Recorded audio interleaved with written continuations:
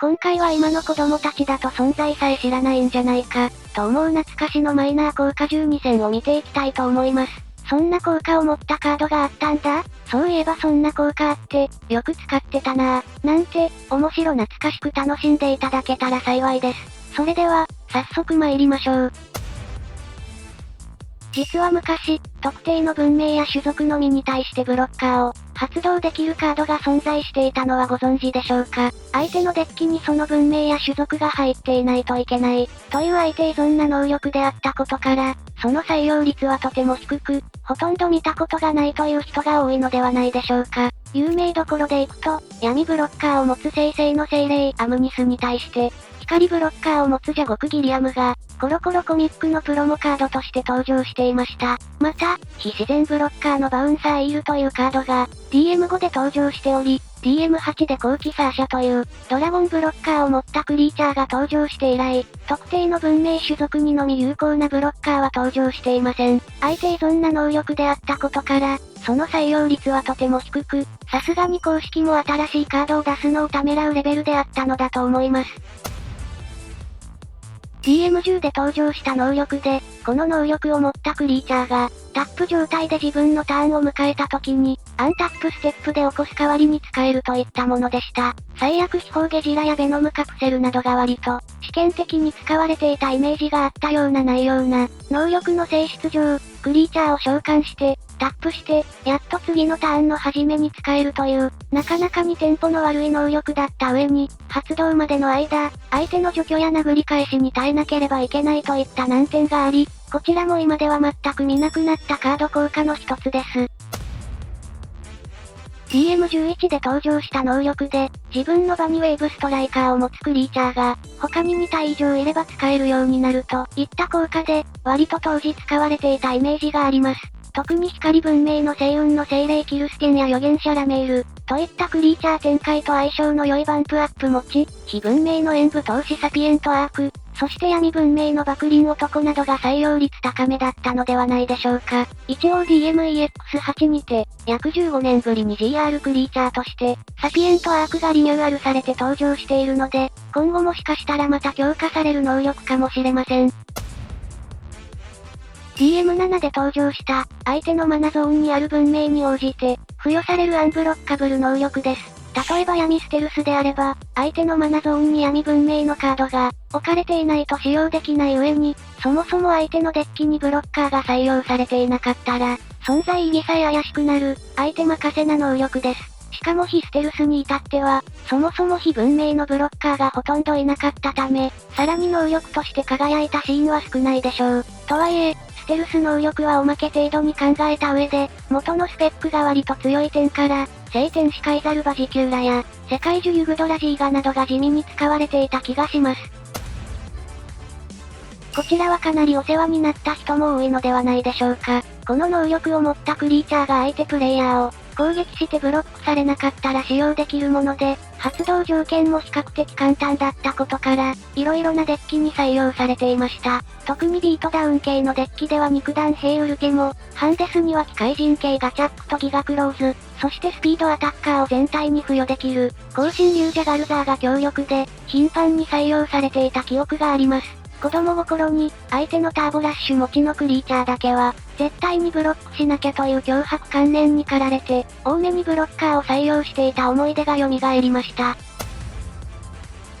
転生編で登場した能力で、自分のマナゾーンに7マナ以上あると使用できるものです。セブンスタワーが殿堂入りしており、メタモーフ持ちの有名なカードです。こちらも登場して以降、新しいカードが登場していない、忘れ去られそうな能力の一つです。登場当時でさえ、敵のクリーチャーをタップする粛清者モーリッツや、呪文のバリアントスパーク、そしてセブンスタワーぐらいしか、使われていなかったイメージです。現在は似た能力で、マナ武装というのがあり、より使い勝手が良いため、メタモーフ持ちのカードが、今後日の目を見ることはさらに少なくなっている気がします。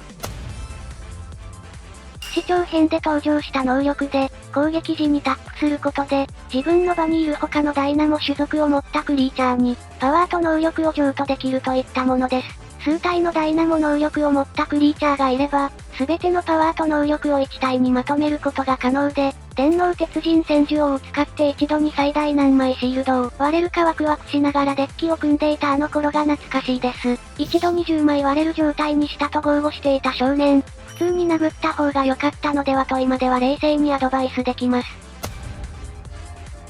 DM19 に登場し、DM21 を最後に、以降新しいカードが登場していない呪文専用の能力で、唱える前にクリーチャーを召喚していると、使った後に手札に戻す効果となっています。カード名にはサイクロンが入っており、各文明の特色であるドローやハンデス、除去効果を持ったカードが存在します。バイスサイクロンやブレインサイクロンなどが、比較的使いやすい部類にあり、グラビティゼロなどの、踏み倒し効果と相性が良かったため、コンボデッキでも見かけることがあった能力です。とはいえ、サイクロン能力がつく代わりに唱えるコストが重くなっている上に、サイクロンを発動させるためには、クリーチャーを事前に召喚しておかなければいけないことからテンポが悪く、あまり採用率は伸びないまま終わってしまったイメージが強いです。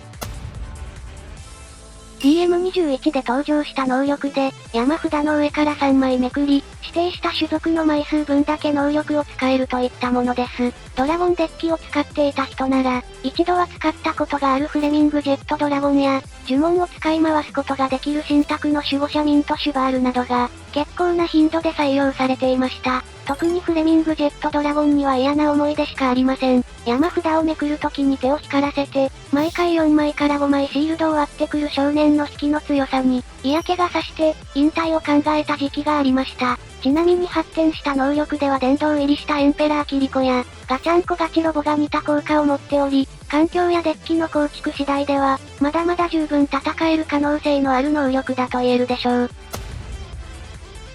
DM23 で登場した能力で、この能力を持ったクリーチャーが、破壊されて墓地に置かれる際に、代わりにデッキの一番下に送ることで、墓地から指定された種族のカードを回収できる、といった効果を持っていました。能力の性質上、破壊されないと意味がなく確実性に欠けるため、墓地から回収したいのであれば別の回収呪文やクリーチャーを、採用した方が強いのではということで、ほとんど採用されているところを見たことがありません。ちなみに拡張版の能力としてゴールライフゲートが、後の弾で超新星ブラックホールサナトスに付与されるも、これといって目立った強さもなく、あまり話題になりませんでした。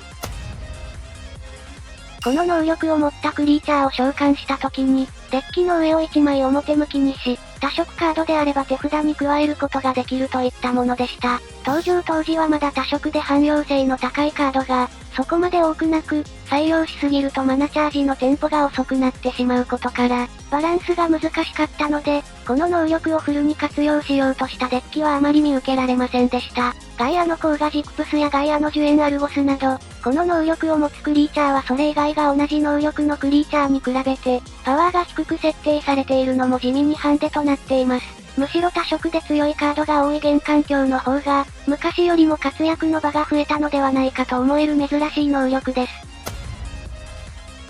最後に紹介するのは、DM37 で登場した能力です。この能力は、手札を持っていないプレイヤーがいれば適用される能力で、自分でも相手でも関係なく手札が例であればよかったので、ハンデスと相性の良い発動条件ではありました。残念ながらそれだけでした。現在この能力を持っているのは闇文明の4枚のみで、どれも環境を左右するほど強いとは言えないレベルのものばかりです。強いて言えば、常に手札消費が激しい速攻系のビートダウンデッキであれば、狂気の影スカルメルディあたりが、ギリギリ使えなくもないのではと思います。また、自発的にノーチョイス能力を発動することができる、終焉の強兵ブラックガンビートも使い方次第では、相手にとって地味に脅威となりそうなお互いに前半です。という能力を持っているので、今後もしかしたら使われる可能性があるかもわかりません。ぶっちゃけノーチョイスで得られる能力がパワープラス5000だけなので、ほぼほぼないと言ってしまっても過言ではありませんが、いかがでしたでしょうか。あまりにも弱すぎて記憶の彼方に言っていた能力や、そういえば結構使っていたけど、今は見なくなった能力など、色々と紹介させていただきました。もし他にも、こんなマイナーな能力あったよという方は、ぜひコメント欄でリクエストしてください。最後までご視聴いただきありがとうございました。よかったらチャンネル登録や高評価で、応援よろしくお願いいたします。